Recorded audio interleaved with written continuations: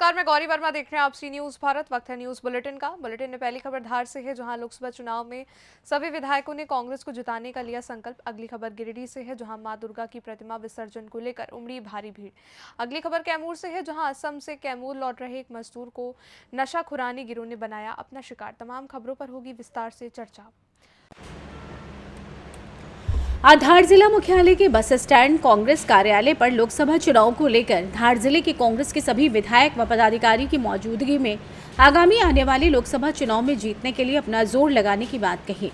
नेता प्रतिपक्ष उमंग सिंगर ने कहा कि मैं किसी भी कार्यकर्ता पर आंच आने नहीं दूंगा।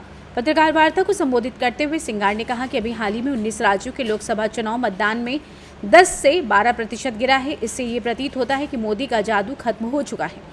आगे कहा कि जो पार्टी 400 पार की बात कर रही है, 40 सीट गठबंधन की बैसाखी पर 400 पार कैसे पहुंचेगी, ये एक प्रश्न चिन्ह है। सिंगार ने ज्योतिरादित्य सिंधिया के बारे में कहा कि उनके लिए नरोत्तम मिश्र, जयभान सिंह पवैया व तोमर जी तलवार को मांझ कर बैठे हैं। अपने मुख्यमंत्री मोहन सिंह यादव पर निशाना साधते हुए उन्होंने कहा कि उत्तर प्रदेश में बिहार के यादव के लिए मुख्यमंत्री बनाया है, जो मध्य प्रदेश के यादव को नहीं अमेर पा रहे हैं। प्रतिपक्ष नेता उमंग सिंगार ने डीजल, पेट्रोल और गैस की महंगाई को लेकर भी निशाना साधा है। मतदान का प्रतिशत गिरना, अगर 10 से 12% अगर मतदान का प्रतिशत गिर रहा है 8-10%, तो देश के अंदर मोदी लहर नहीं। ये स्पष्ट हो गया 19 राज्यों के चुनाव से कि मोदी का जादू खत्म हो गया। और अभी सूत्रों से जानकारी मिली कि भारतीय जनता पार्टी घबराहट में है। दिल्ली में बैठ के दौर चल रहे कि अगर ये स्थिति रही तो आने वाले 2 चरण के अंदर हमारी स्थिति और बदतर होगी और लोकसभा चुनाव उनके हाथ से जाता रहेगा। जिस प्रकार से इन्होंने 400 की बात करी, ऐसी पार्टियां यूपी बिहार में समता दल जो एक लोकसभा को लेकर उस पर गठबंधन हुआ। धार से सी न्यूज संवाददाता प्रकाश जोशी की रिपोर्ट। खबर गिरिडीह से, जहां गांवा प्रखंड अंतर्गत चैती दुर्गा पूजा को लेकर रविवार की सुबह मां दुर्गा की प्रतिमा विसर्जन को लेकर भारी भीड़ उमड़ पड़ी।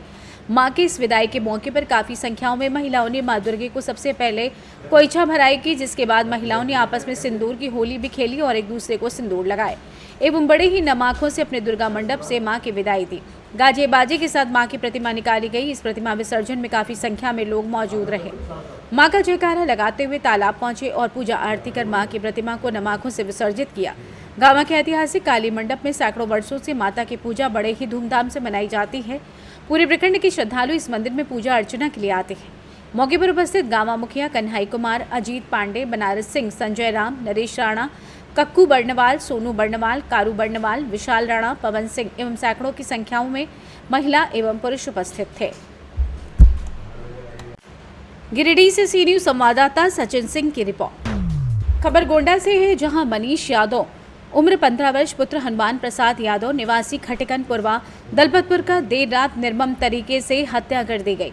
दरअसल मृतक युवक रात में 12 बजे के करीब घर से 150 मीटर दूर खेत में शौच के लिए गया हुआ था। वहीं अज्ञात लोगों ने धारदार हथियार से युवक का गला और हाथ काटकर शरीर के कई अंगों पर प्रहार करके निर्मम हत्या कर दी। सुबह खोजबीन के दौरान परिजनों को युवक का अंग गांव के बाहर खेत में पड़ा मिला। मौके पर पुलिस ने पहुंचकर फॉरेंसिक डॉग स्क्वाड टीम ने घटनास्थल का जांच पड़ताल कर साक्ष्य संकलन किया है। एसपी ने भी मौके पर पहुंचकर घटनास्थल का जायजा लिया और संबंधित को आवश्यक दिशा निर्देश दिए हैं। वहीं मौके पर भारी संख्या में पुलिस बल तैनात है। आइए जानते हैं इस विषय में पुलिस अधीक्षक विनीत जायसवाल ने आगे क्या कुछ कहा। अवगत कराना है कि आज सुबह करीब 7:30 बजे थाना इटिया थोक पुलिस को सूचना प्राप्त हुई कि थाना क्षेत्र स्थित ग्राम खटिकनपुरवा दलपतपुर में एक 15 वर्षीय युवक की डेड बॉडी पड़ी हुई है। इस सूचना पर तत्काल स्थानीय पुलिस एवं उच्चाधिकारियों द्वारा मौके का मुआयना किया गया। युवक के चेहरे एवं हाथ पर चोट के निशान पाए गए। शव के पंचायतनामा की कार्रवाई कर उसे पोस्टमार्टम हेतु भेजा गया है। मौके पर मुआयना हेतु फील्ड यूनिट और डॉग स्क्वाड को भी बुलाया गया, जिनके द्वारा साक्ष्य संकलन की कार्रवाई की गई है। इस घटना से संबंधित कुछ अहम सुराग पुलिस को हाथ लगे हैं। जल्द ही घटना का सफल अनावरण किया जाएगा। पुलिस बल मौके पे मौजूद है। कानून व्यवस्था की स्थिति सामान्य है। थाना इटिया थोक पुलिस द्वारा अग्रिम वैधानिक कार्रवाई की जा रही है। गोंडा से सी न्यूज संवाददाता मुजीब आलम की रिपोर्ट। खबर कैमूर से, जहां ट्रेन में बढ़ा नशाखुरानी गिरोह का आतंक। असम से कैमूर लौट रही एक मजदूर को नशाखुरानी गिरोह ने बनाया अपना शिकार। वहीं नशीला पदार्थ खिलाकर लूट ले गए पैसा, मोबाइल और सामान। 24 घंटे बाद पीड़ित किसी तरह कैमूर जिले के भभुआ अपने घर पहुंचा, जहां उसको सदर अस्पताल में भर्ती कराकर इलाज किया जा रहा है। वहीं परिजनों ने रेल मंत्रालय से दोषियों को चिन्हित कर कार्रवाई की मांग की है। आइए जानते हैं इस विषय में पीड़ित का भाई मोहम्मद शहादत ने क्या कुछ कहा। सदर अस्पताल आए हुए, क्या मामला है? जी जी, ऐसा है कि सर मेरे बड़े भाई साहब आ रहे थे असम से दीनदयाल उपाध्याय के लिए। ट्रेन जो है आपका क्या नाम है, भगत की कोठी ट्रेन से आ रहे थे। जिसमें क्या हुआ कि सर कटिहार जब पार हुए नवगछिया के बाद जो है उनको नशे का ये दे करके और उनका सारा सामान ले गया लोग, है ना। वो बेहोशी की हालत में लगभग 24 घंटे के बाद किसी तरह से घर पहुंचे। वो भभुआ के रहने वाले हैं। तो सर इस तरह की घटना हम लोग आए दिन देखते हैं। तो मैं आपके चैनल के माध्यम से कहना चाहूंगा, ये मैसेज रेल मंत्रालय तक मैं देना चाहूंगा कि इस एरिया पर थोड़ा प्रशासन का नजर होना चाहिए। रेल मंत्रालय को इस पर थोड़ा स्टिक होना चाहिए। हम लोग आए दिन सुनते हैं कि कटिहार से बरौनी के बीच में आए दिन इस तरह की घटनाएं होती हैं। लोग जाते हैं प्रदेश में बाल बच्चों के लिए, 2 पैसा कमाने के लिए जाते हैं, और ऐसा होता है कि वो पैसा सहित, बैग सहित, मोबाइल सहित सारे सामान उनका ले लिया जाता है। कैमूर से सी न्यूज संवाददाता ओम प्रकाश तिवारी की रिपोर्ट। खंडवा जिला कलेक्टर और एसडीएम पुरासा के निर्देशन में नगर परिषद ओंकारेश्वर में नागर घाट पर मतदाता जन जागरूकता हस्ताक्षर अभियान आयोजित किया गया। नर्मदा किनारे नागर घाट पर आटे के दीपक जलाकर मतदाताओं को जागरूक किया गया। वहीं बाहर से आने वाले श्रद्धालुओं ने भी इसमें भाग लिया और हस्ताक्षर कर आगामी चुनाव में मतदान करने का संकल्प लिया। आटे के दीपों को नर्मदा जी में विसर्जित कर नर्मदा तत्वों को भी साथ स्वच्छ रखने का संकल्प भी लिया। इस कार्यक्रम में नागर घाट पर रहने वाले मतदाताओं के साथ बाहर से आने वाले श्रद्धालुओं ने भी दीपक जलाकर और हस्ताक्षर कर मतदान का संकल्प लिया। नगर परिषद सीएमओ संजय गीते और परिषद की टीम नागर घाट पर उपस्थित रही। आइए जानते हैं इस विषय में नगर परिषद सीएमओ संजीत गीते ओंकारेश्वर ने क्या कुछ कहा। महापर्व में लोगों को जागरूकता अभियान के लिए माननीय कलेक्टर महोदय, माननीय एसडीएम महोदय को जो निर्देश दिए उसको धार्मिक नगर के मूल सिद्धांतों का उपयोग करते हुए हमने यहाँ पे आटे के दिए बना के यहाँ पे 2000 दिए जलाए थे और उनके माध्यम से हमने जागरूकता अभियान चलाया है और उनको भी विधिवत मां नर्मदा प्रभावित करेंगे और लोगों को जागरूक किया कि अपने मतदान का अधिक से अधिक उपयोग करें और देश हित में मतदान अवश्य करें। आपको संजय गीते, नगर परिषद ओंकारेश्वर। खंडवा से सी न्यूज संवाददाता ललित दुबे की रिपोर्ट। खबर बालोद जिले से है, जहां अंतर्गत आने वाले गुरूर विकास खंड से लगे ग्राम पंचायत बोहारडी में छत्तीसगढ़ हरदिया साहू समाज द्वारा 25 जोड़े का आदर्श विवाह संपन्न कराया गया। हमारे संवाददाता को त्रिलोकी राम साहू, प्रदेश अध्यक्ष हरदिया साहू समाज ने बताया कि कम खर्चे में समाज की बेटियों एवं बेटों की शादी करने के लिए हमारे समाज द्वारा इस आदर्श विवाह की योजना 2010 से लेकर आज तक इसी प्रकार से हमारे समाज में शादी का कार्यक्रम एक ही मंडप में किया जाता रहा है, जिससे कि हमारे समाज का उत्थान हो और माँ बाप शादी के अधिक खर्च से बच सकें। बता दें कि यहाँ पर हजारों की संख्या में भीड़ देखने को मिली। वहीं मंत्रोच्चारण पढ़कर विधि विधान से आदर्श शादी विवाह संपन्न हुआ। इस कार्यक्रम में मुख्य रूप से उपस्थित रहे त्रिलोकी राम साहू, प्रदेश अध्यक्ष हरदिया साहू समाज, महानंद साहू, प्रदेश संरक्षक हरदिया साहू समाज नंद कुमार साहू, प्रदेश संयोजक हरदिया साहू समाज शीत कुमार साहू, हरदिया साहू समाज धमतरी डेरम राम साहू, जिला अध्यक्ष रायपुर हरदिया साहू समाज अनिल साहू, अध्यक्ष धमधा परिक्षेत्र छविलाल साहू, जिला संरक्षक हरदिया साहू समाज बालोद इस आदर्श विवाह के मुख्य कार्यवाहक रहे। रघुवीर साहू जिला अध्यक्ष हरदिया साहू समाज बालोद एवं समस्त कार्यकारिणी सदस्य और समस्त हरदिया साहू समाज उपस्थित होकर इस कार्यक्रम को सफल बनाए और विशेष रूप से मां कर्मा माता भोजनालय का भी भव्य भंडारा समाज द्वारा किया गया था। मैं त्रिलोकी राम साहू, छत्तीसगढ़ हरदिया साहू समाज प्रदेश अध्यक्ष। जेवनी हाथ से मिक्स करेंगे वरदेवता जी, जेवनी हाथ से 5 उंगली से मिक्स करेंगे।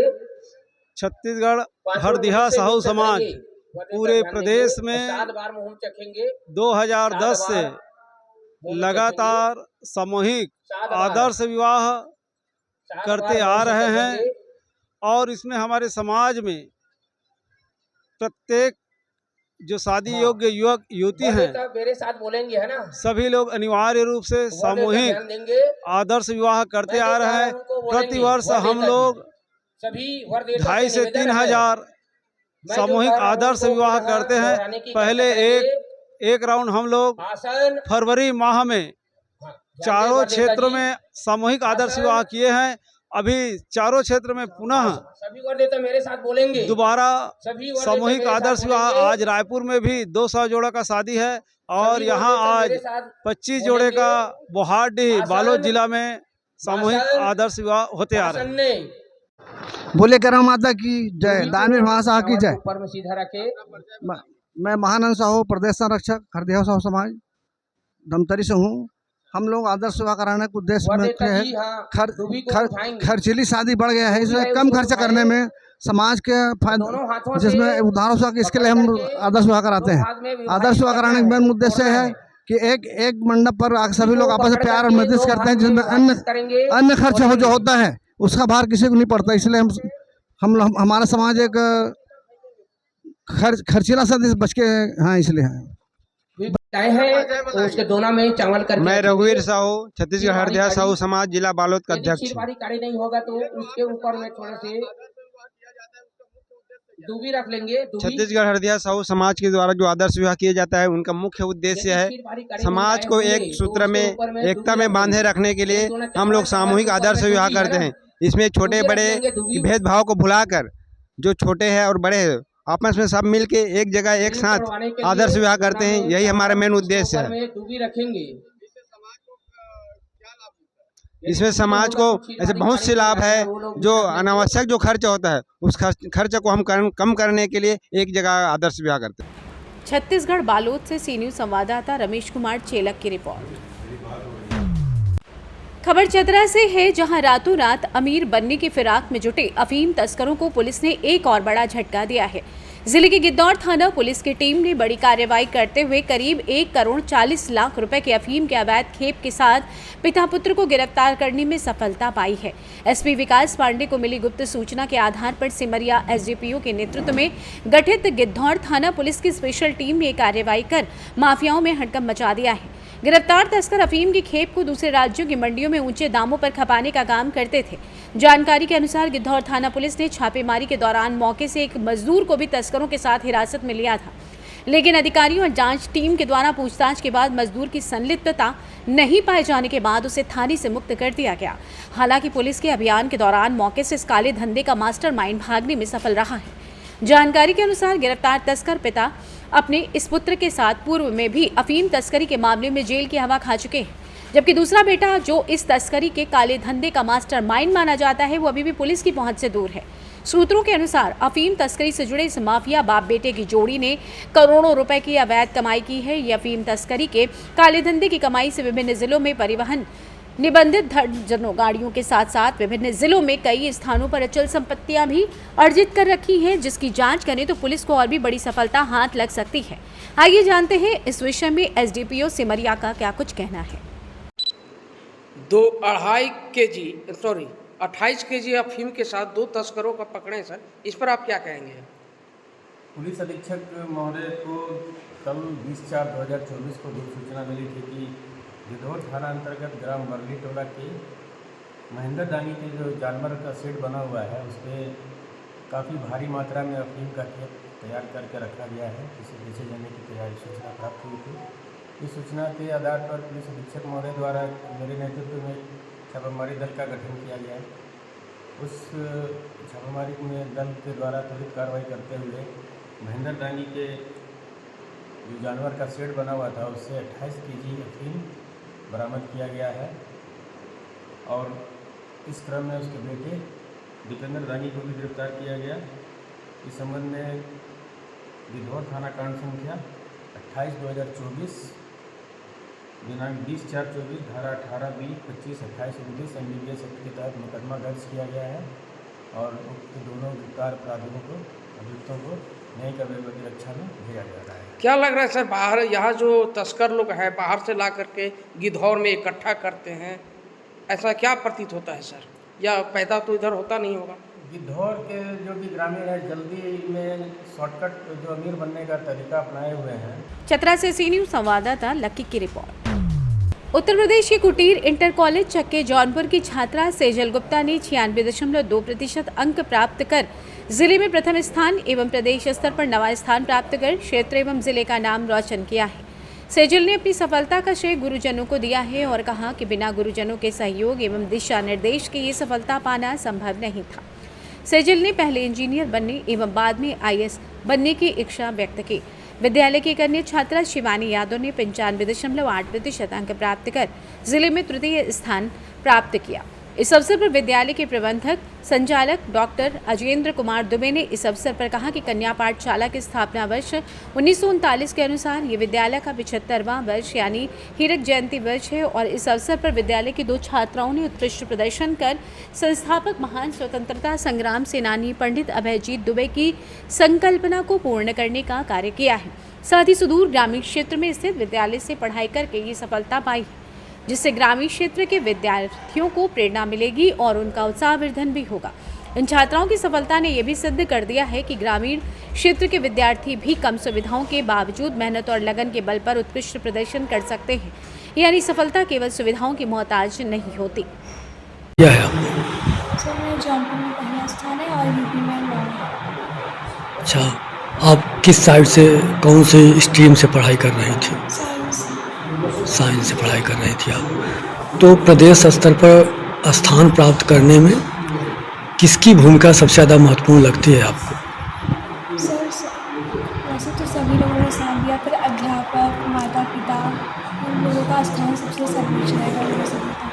सामान्य तौर पर ऐसा माना जाता है कि ग्रामीण पृष्ठभूमि की जो बच्चियां होती हैं उनको दोहरी भूमिका का निर्वहन करना पड़ता है, जैसे घर में भी काम करना पड़ता है और पढ़ाई भी करनी पड़ती है।